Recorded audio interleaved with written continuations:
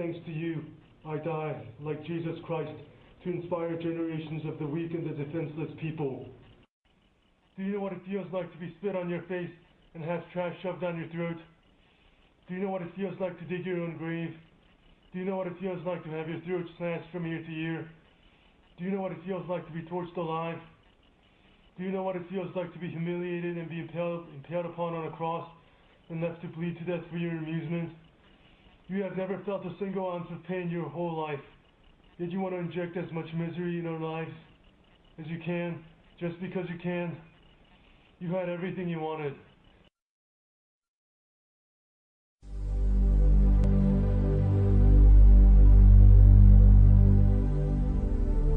On the morning of April 10th, 2001, I remember waking up in the morning, about 6, my normal time.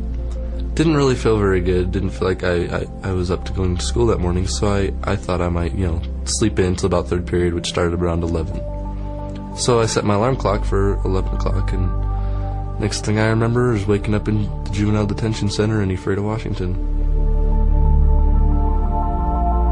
What went through my mind when I first realized where I was, where am I at? What am I doing here? What happened today? What went wrong? They asked me if I knew why I was there, and I had no idea. I asked them what had happened, and they told me that I had taken a gun to my third period class and held them hostage for a number of minutes. What bothers me about this whole thing is that now we know that Corey was hallucinating on Paxil just a month after he went on them. Corey is afraid to tell us about the hallucinations and the bad dreams because he thought he was going crazy. This is a Mormon boy who had never smoked or drank, never used illegal drugs, didn't know what a hallucination was from Adam.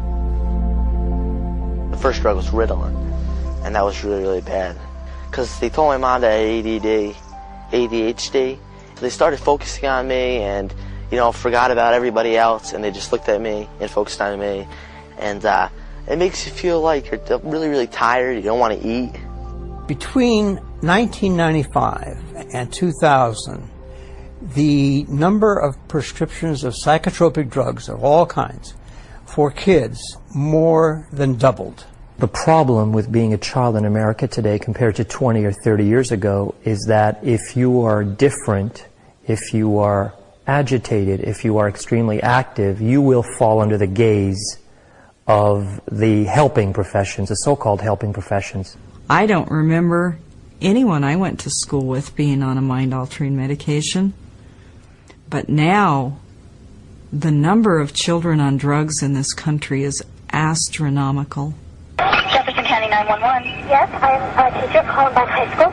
There is a student here with a gun. Eric Harris was taking the antidepressant Luvox for a full year while he developed all his bizarre and violent fantasies. And the school is in a panic, and I'm in the library. I've got students down under the table, kids. Heads under the table. I believe that Eric Harris was literally driven crazy, as so many other children have been, while taking this antidepressant drug.